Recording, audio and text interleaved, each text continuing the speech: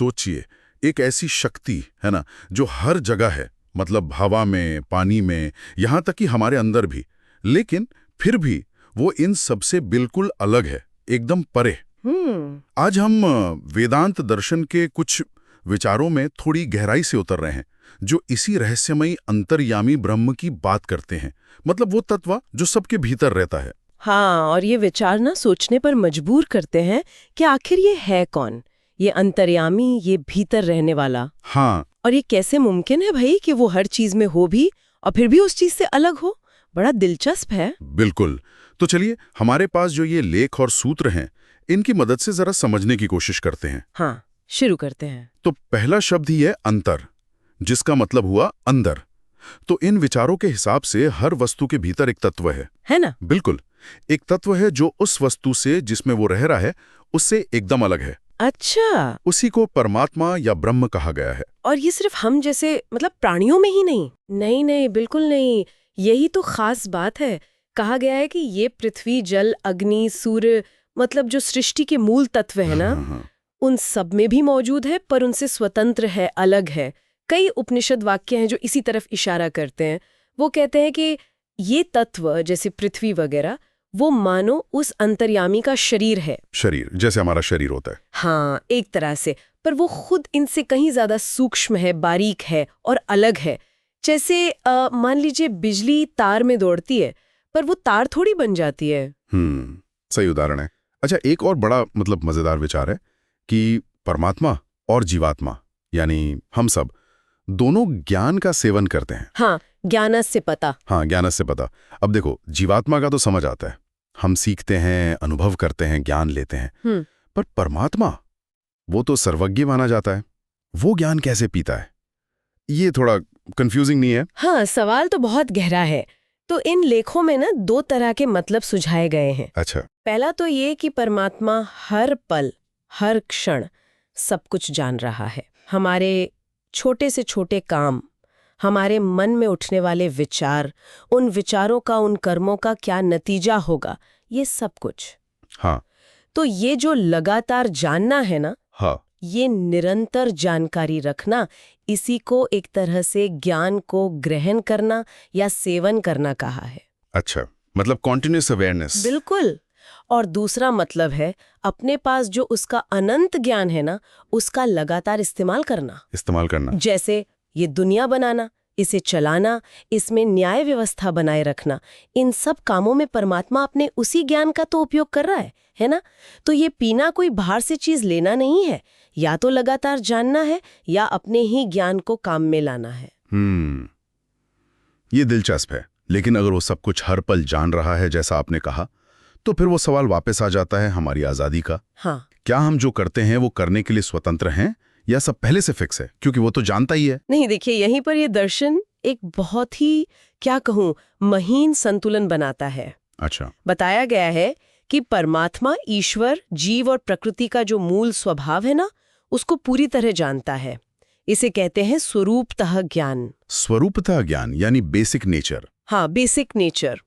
वो हमारी सारी क्षमताएं, सारी संभावनाएं सब जानता है। लेकिन, और ये बड़ा लेकिन है, ये विचार इस पर जोर देते हैं कि हम किसी खास पल में क्या चुनेंगे, क्या फैसला करेंगे, इसे परमात्मा पहले से तय मानकर नहीं बैठता। क्यों नहीं मानता? क्योंकि अगर वो ऐसा मानेगा तो फिर कर्म का सिद्धांत, फल का सिद्धांत, वो सब गड़बड़ा जाएगा ना। फिर तो हमारी कोई जिम्मेदारी ही नहीं रहेगी। हाँ, बात तो सही है। तो होता क्या है कि जैसे ही हम कर्म करते हैं, वो उसे जान लेता है। यहाँ तक कि जैसे ही हम मन में कोई इरादा करते हैं ना, कोई संकल्प लेते हैं कि अब मैं ऐसा करूंगा, वो उसे भी उसी पल जान लेता है। उसी पल? वाह। हाँ, तो मतलब ईश्वर कोई भविष्य की लिखी हुई किताब नहीं पढ़ रहा, बल्कि वो हमारे स्वतंत्र चुनावों के साथ हर पल का जो वर्तमान है, उसे पूरी तरह जान रहा है।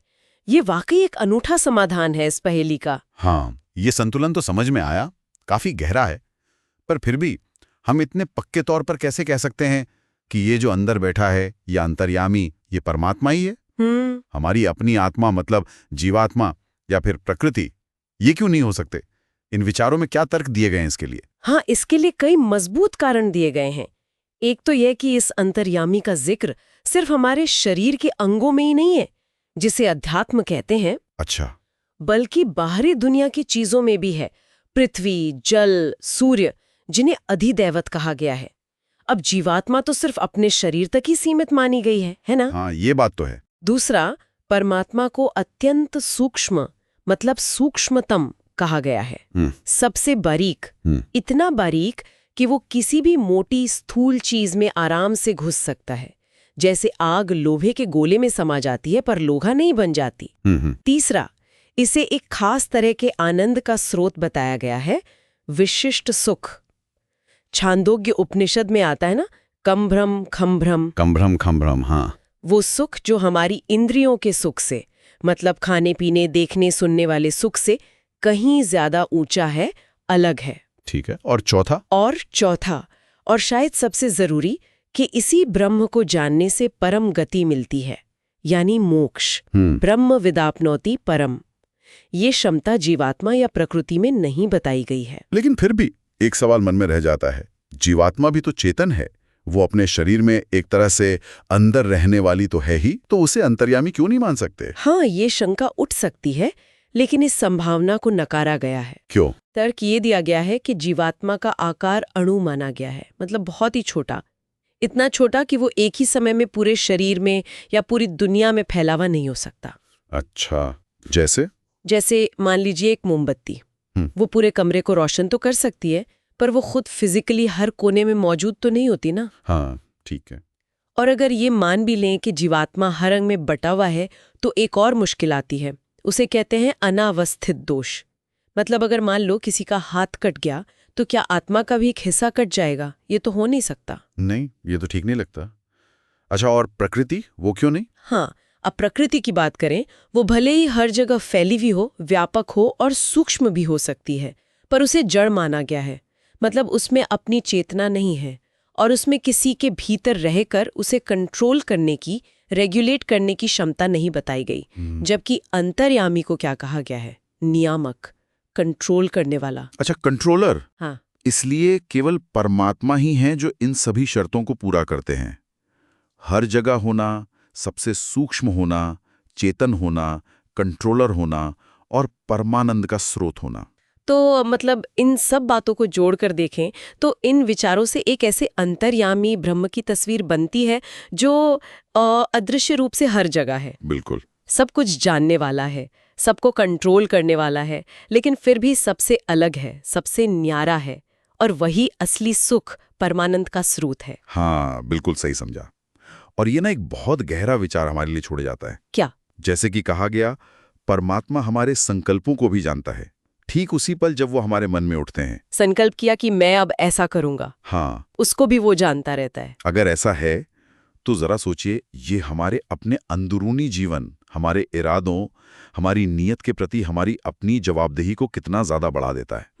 भले ही वो बातें बाहरी दुनिया को कभी पता ना चलें, पर कोई है जो जान रहा है। हाँ, ये वाकई सोचने वाली बात है कि हमारे अंदर की दुनिया भी कहीं दर्ज हो रही है। बिल्कुल, एक विचारणीय प्रश्न है ये।